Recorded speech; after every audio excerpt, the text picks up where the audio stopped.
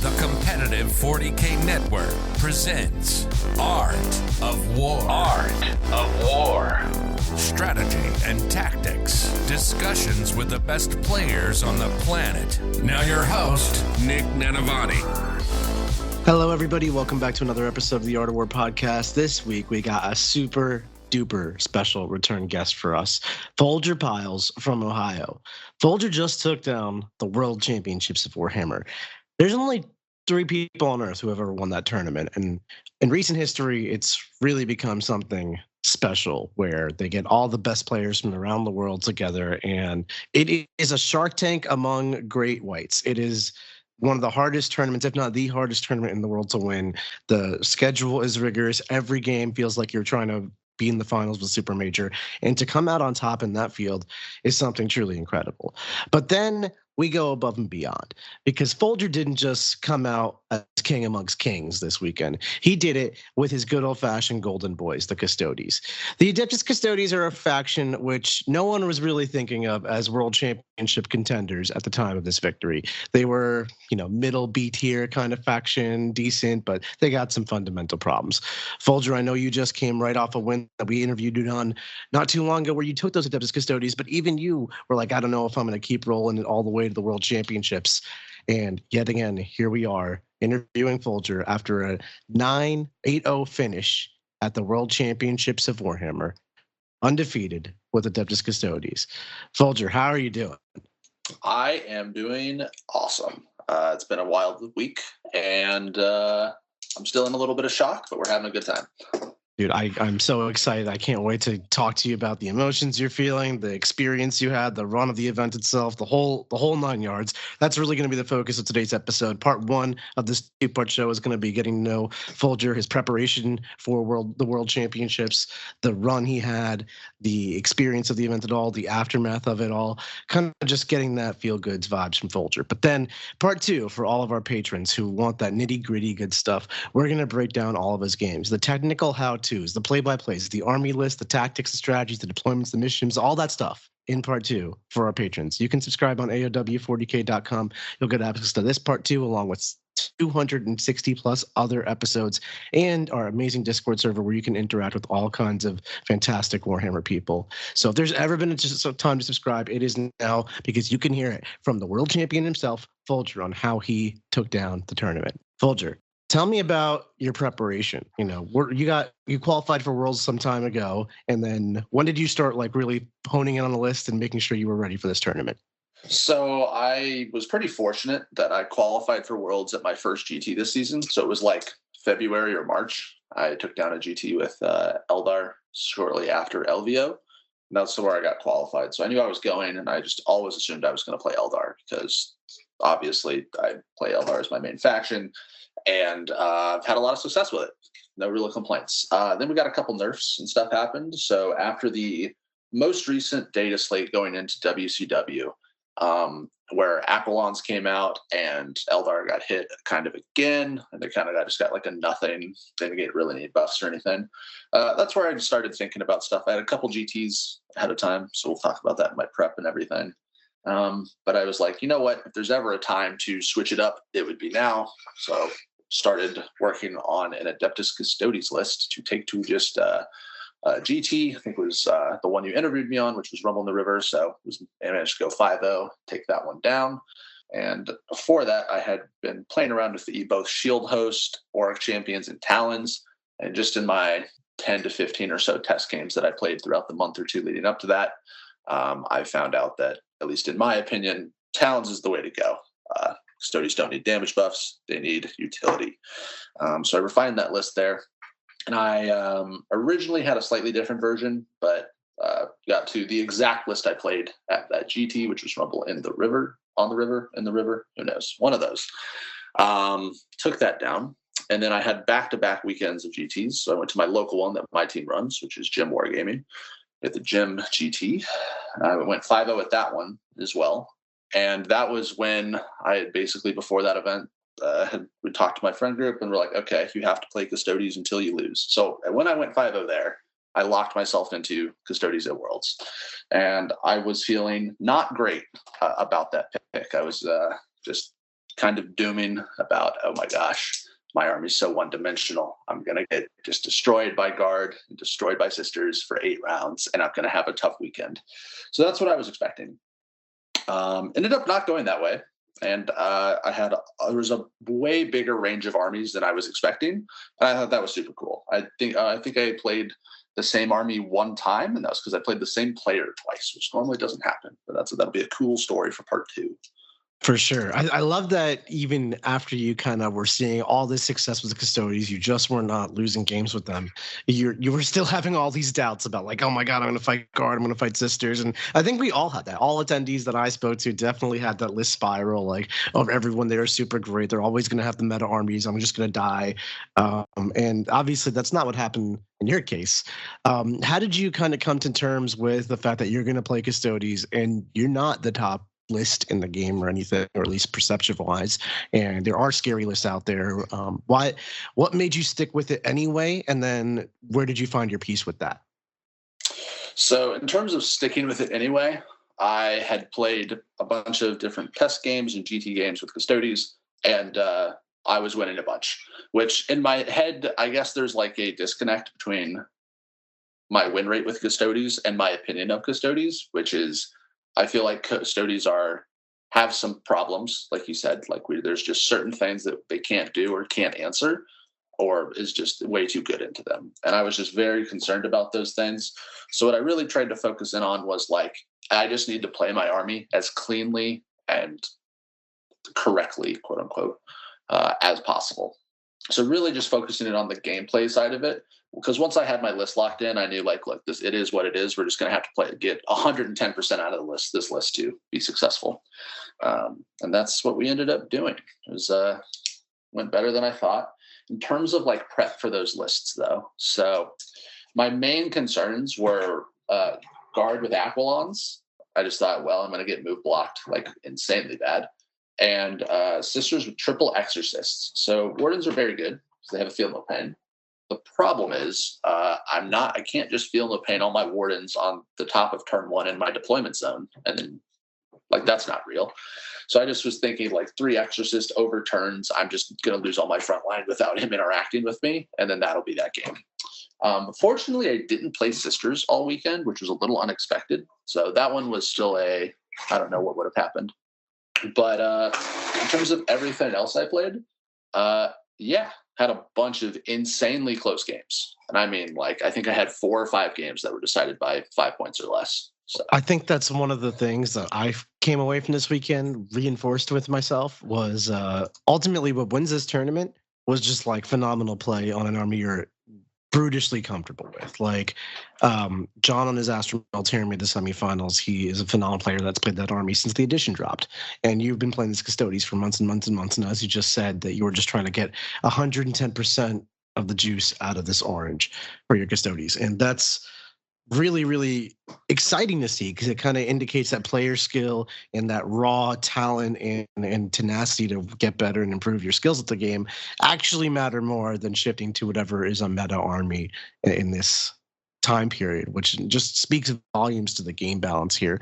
When you say you're trying to get all of the juice out of your army list here and play it at 110%, what does that actually mean? Because like, to me, the Custodian strategy is fairly simple, right? You stage up, have a unit in rapid ingress, have your Caladiuses far back and long range, and then you basically just kind of charge out on turn 2, threat overload, and take it from there. Where do you find that skill expression that separates you from other top tier Custodian players? It's a big question. So the way that I looked at it was this. So for those of you that don't know, WCW had 4-hour rounds. So that's normally a much longer round than a normal GT, which is 3. So I knew going in that I would, if I just took my time, I would have the like game experience and knowledge and everything I want to think about every line of play. And I took probably my turn 1 command phase average was like half an hour. So I was pre-measuring everything. I was thinking about everything, looking at all my cards, all my options and everything. So I knew going in, I want to have my entire game plans for turns 1, turns 2, turns 3 on my command phase on turn 1. And just taking the time to pre-measure everything, thinking about what my opponent can do, asking questions, everything like that. And That's I think fascinating. Yeah, yeah, because I think a lot of players front loaded on like turns 2, turns 3 when the action really starts happening. The reserves are coming in. There's so much to think about at that point. On turn 1, it can often be like boiled down to like 5 minutes or less, right? You're just behind walls and not doing anything, waiting for the game to progress. I mean, you spent like 30 minutes in that command phase. What are you actually seeing forward in your thinking there? So there's 3 questions. This is what I use to help me get better at 40K. It's like 3 or 4 questions you should always ask yourself. What do I want to be doing with this unit? So do I want to be staging to then deny primary? And I only want to be interacting with points almost the whole time. So what is this unit doing on my turn? What am I doing to score on my turn? What is my opponent setting up to do? And what is my opponent going to score on his next turn? So if you ask yourself those 4 questions on your command phase, what do I want to be doing? Okay, you get your game plan for that. Then what am I scoring? So then you have your game plan for what you want to be doing for this turn and your follow-up and how you're scoring this turn. Then you ask yourself, okay, what is my opponent set up to score? So if they're on an objective on their natural expansion or in the middle, how am I stopping that from scoring? And then once again, what do I want to kill? And if I'm trying to kill something not on an objective or that's not scoring, why am I doing that? So just looking through the game through a super microscopic lens of the only thing that matters is points. That's how I've had all my success with Custodians, which is why a bunch of my games came down to 2 to 3 point wins, because I was getting destroyed on material on the board, but because I'd hyper focused on scoring and denying score the entire game, I was able to keep it close while being down on material. That's really fascinating. So can you just walk us through the list you took to the WCW for context here? Yeah, 100%. I will pull this up right now. So to run you through it, I will start with the characters. I have 3 Blade Champions. Those are going to go in 3 units of 5 Wardens. That is the backbone of the list. Blade Champions give you reroll charges and a once per game advance in charge, which makes your threat of your Wardens way bigger and gives them the -1 to wound. So with that, those 3 units of Wardens, that's what you're staging up with. That's what you're fighting through stuff. Then we've got a unit of Custodian Guard with Kyria Draxus. I guess she's Inquisitor Draxus now. It's kind of my favorite unit in the army. It's super sneaky and it's insanely good anti-infantry shooting. I think it's like on the go turn, it can be like 44 shots before you're double sustained of damage too. And it just rolls a billion dice at people. Most of it hits on 2s. You have full rerolls because you're guard, and it's just a billion shots. Super good. So we have the 3 units of Wardens with the Blade Champs, Draxus with the guard. We have an Anathema Psychona Rhino that's normally joined by a unit of Witch Seekers. So I have 2 Witch Seekers and 1 Prosecutor. In the last game against John, I did start the Prosecutors in there because I wanted the Witch Seekers to scout up. But normally you get the Rhino scout with the Witch Seekers. And then to round it out, we have 2 Caladius Grav Tanks. Those are very, very premier shooting platforms that are super consistent damage. On the surface level, this looks like the same army list that has been basically doing well for Custodians across the entire edition. It got refined a little bit in the Codex, and triple Warden, Draxus Guard Brick, 2 Caladius, some stuff to play the mission. That's what boils down to most Custodians list. You switched over from Eldar to this army, which we talked about a little bit in the last episode, and that gave you a totally different perspective on thinking about how to use your units and playing it in those ways. How do you think it all worked out, I guess? I mean, obviously very well, but like, where do you find the value in these 4 units plus 2 Caladius? Like, how do you actually get this army to perform so well against such a variety of armies? So most of the time, the Wardens are able to blank a phase. And I understand you're just rolling a 4 into a 4, but it is enough break points of dice between their hit, their -1 to wound, then you have an invul, and you have feel no pain, that unless they're dedicating an insane amount, your Wardens are living. So getting able to stage up, if you could do it safely, great. But some games you can stage Wardens by presenting multiple threats on multiple fronts, and then they have to pick and choose.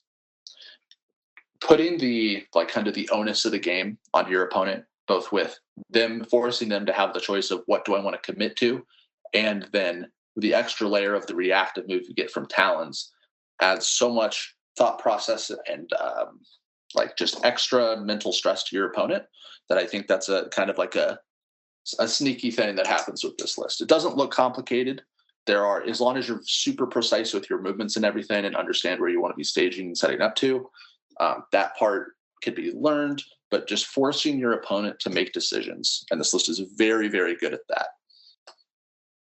Yeah, it's got so many different layers to attack the problems with, because you have units that are in rapid ingress, everything advances and charges, and you have that one unit that produces like real shooting at the anti-infantry level, and then Gladius for anti-tank. It's a nice, well-rounded force that can kind of do most of things. What do you think would give it like real theoretical problems? I know you mentioned Exorcist just kind of blasting you from beyond, and Aquilon's 3-inch deep striking, move blocking you. You were able to navigate those throughout the tournament, and we'll talk about that a lot in part 2. But what other theoretical problems did you think your list encountered? So there was, I want to say it's probably 4 matchups that I was very concerned about. So the good news is normally there's a 5th matchup that I think is terrible for Custodes, which is Thousand Suns. However, you kind of get a free roll against Thousand Suns because your Talons, your built-in detachment rule, which normally doesn't matter, means basically your entire army has at worst a 5 up feel no pain against all of the relevant guns for the entire game. And that's just kind of insane. So the 4 matchups I was worried about, though, were you have Necrons for like the Hypercrypt, uppy downy, monolith SK shooting platforms. Got the Adeptus Sororitas, Standard Sisters list, the Guard, and the one I was concerned about the most actually was what I played against a couple times was Blood Angels.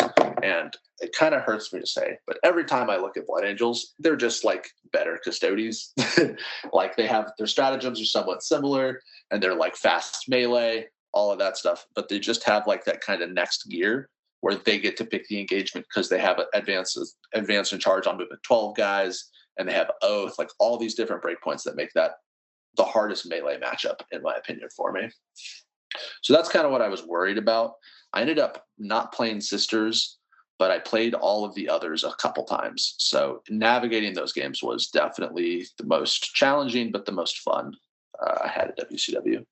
Yeah, I think we're going to spend a long time in part 2 kind of really going through each of those games, because, I mean, almost all of them, I'm sure, were like crazy good in terms of quality and experience that you had. So definitely want to capture all that.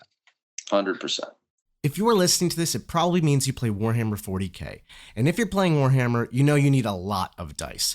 Baron of Dice is where we get our dice from. They produce amazing different kinds of dice. We just recently got all kinds of different faction dice shipped to us, which we use on our stream games. But not only do they look really cool, but they're highly customizable. You can get different symbols, corners that are square, corners that are round, different shapes and sizes, different sided dice. It's all the rage. And they're customizable in color and design as well. They are so cool looking. Not only that, but they feel great to roll in your hands. I've never held dice that roll and feel this good.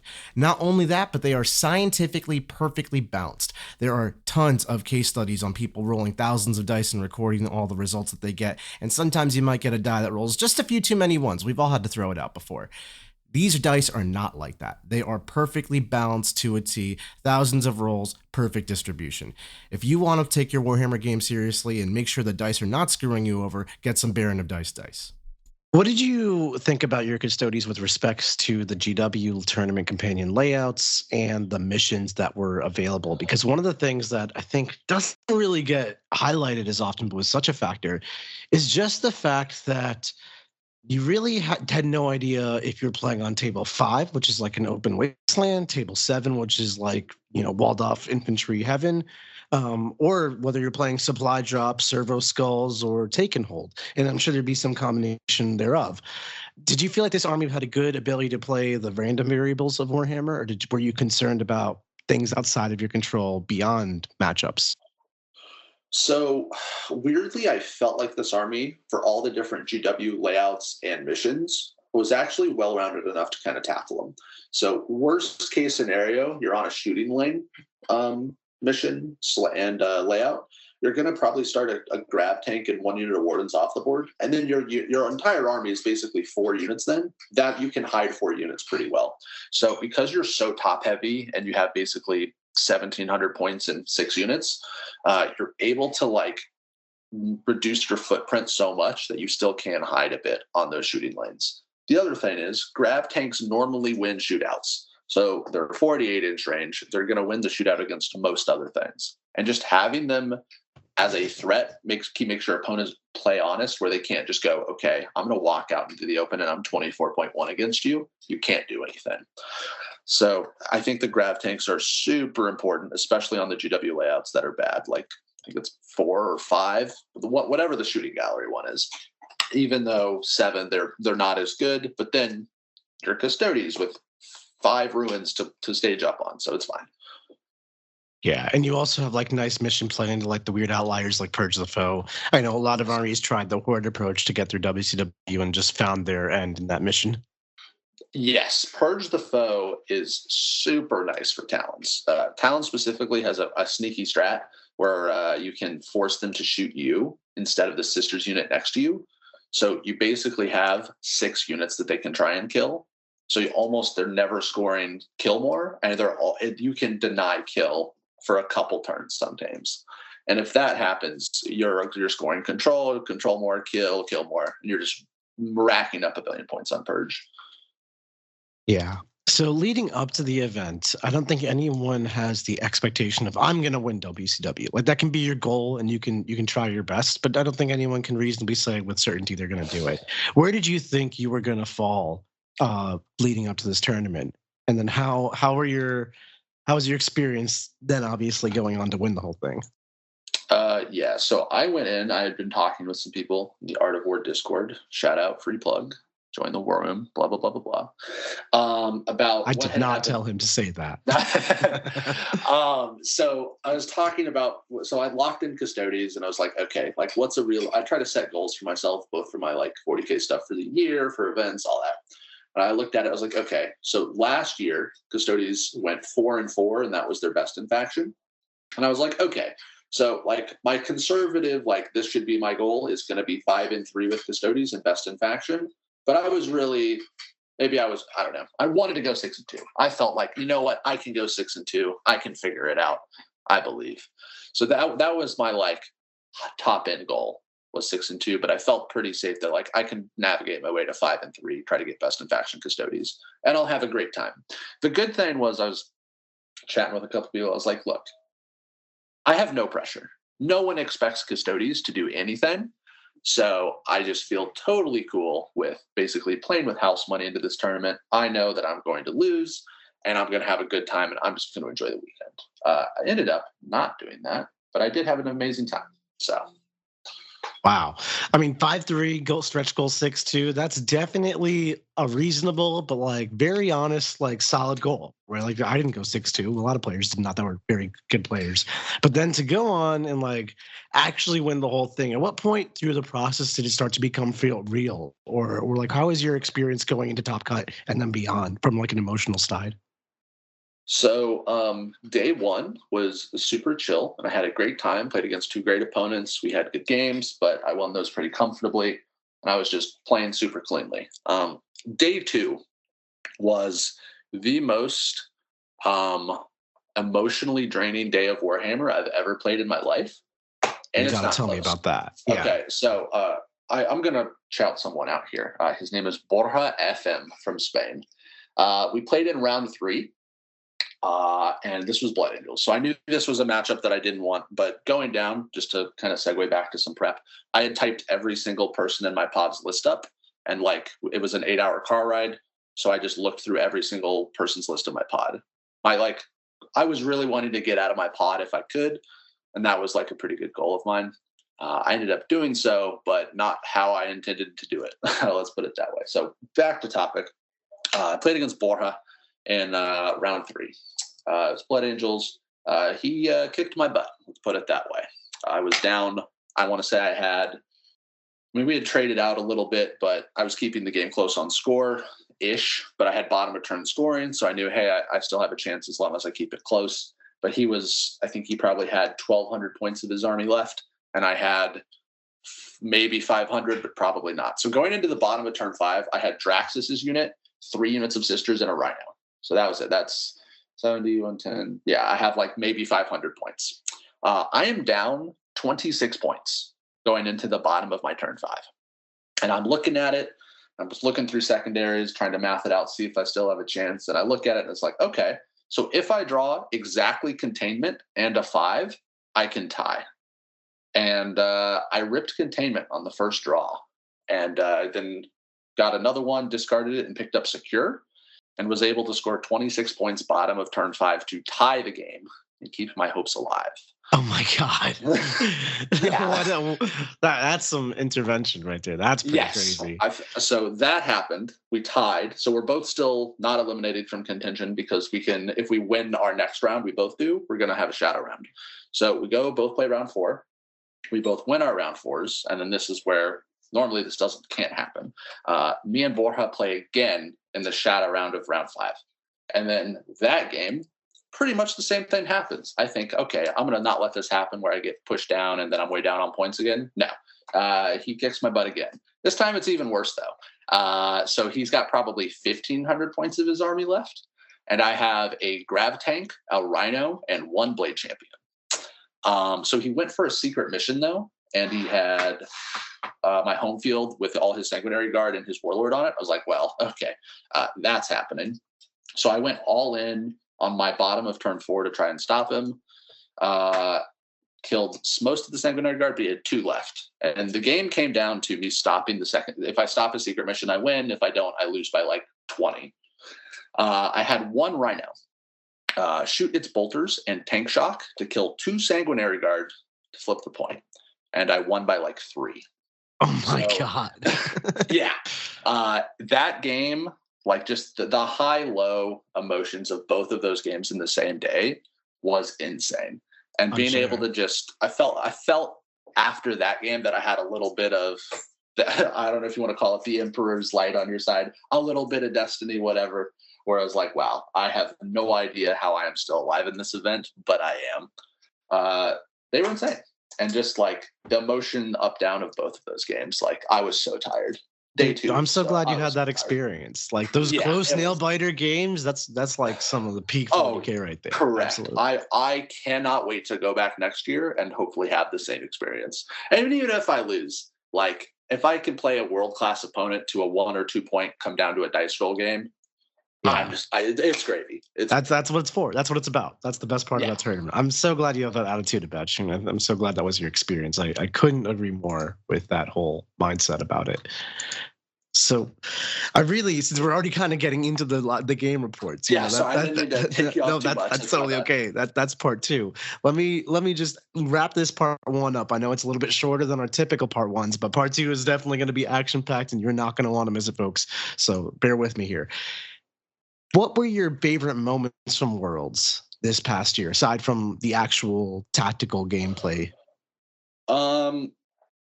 Probably there was like a couple that stood out to me. I mean, I got to meet a couple people that I would consider very good friends now. Like bonding with people over the 40K table is a very real thing. Me and Borja ended up swapping jerseys at the end of the event, both rooting each other on. That was awesome. And then in my finals game against John, I was super psyching myself out and then just played to my outs. And just the celebration afterwards was awesome. Just being basically shell-shocked for 24 hours was a fun experience. And just the overall quality of the room where every single opponent is at any given time someone you could play at round 5 of a GT was so awesome. I had nothing but a great time. Yeah, that really is the vibes of the event, and you don't get events like that very often. There's something to cherish and really, to make the most of while you're there. So 2 more questions, Folger.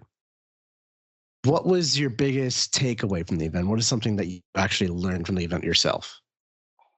The thing I would say I would learn the most, or need to learn, I guess would be a better way to phrase it, is just being calm under pressure is so important.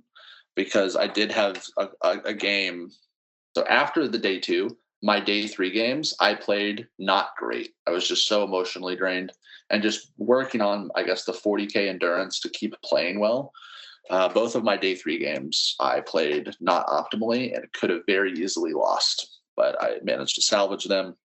I'd say just working on being cool, calm, and collected under pressure and trying to make it hills versus peaks and valleys emotionally and like with your brain, just so you don't get too wigged out about 40K. It's just a game.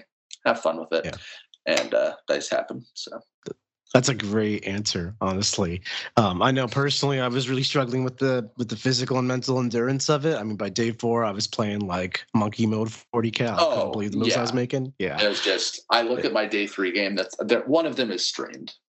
If you watch that game, let's just say me and my opponent both were doing the same thing. It was like, how hard can I blunder but stay in the game? And we just did that back and forth for like 3 turns in a row. And then the game was basically tied on bottom of 5. It was insane. Oh, I'm so excited to hear about it. One more question for part 1 before we jump right into these games. What is the number 1 piece of advice you could give someone who's aspiring on their Warhammer journey? You know, this could be a beginner trying to get better. This could be an intermediate player trying to get better. Right now, you are the crowned world champion, Folger. So any piece of advice you got is value. Okay. Quite the intro. I would say the most important thing is to not take yourself too seriously. If you put a whole bunch of pressure on yourself, it's going to actually hinder your growth as a 40K player and as a competitor. And I think if you just look in the mindset where it's important to be in the mindset that I want to win, I'm going to be a competitive player and I'm going to try and get better. But it's also important to understand, look, this is going to come. I just need to take it one baby step at a time. And just understanding that it's a bit of a process. I've probably played, let's see here. I actually also, if you can keep track of all your games, you can look back at different things. Played about 200 games in the last 2 years. So that's about 1 every 3 days or so. Got to play a lot. Have fun with it. You're going to be playing a bunch of games. May as well enjoy it and may as well make some friends while you do so. So there's the world champion advice for you. Awesome. Thank you so much, Folger. I'm so happy that you won this tournament. It really, your character, your play on the table, all of it speaks volumes to who you are. And I think you really did a fantastic, fantastic job. I'm very excited to hear about the nitty-gritty details, which we're going to talk about all through part 2 of this podcast. That's available for our Patreons, patreon.com/AOW40K. $5 a month, you get this episode, 260 other episodes, the Art of War Discord. Folger's in there. You can talk to him directly. Need I say more, folks? We'll see you next time. Thanks so much for coming on the show, Folger. Thanks for having me. Like what you just listened to? Check out Art of War Down Under and Art of War Unbroken on the competitive 40K network. theartofwar40k.com.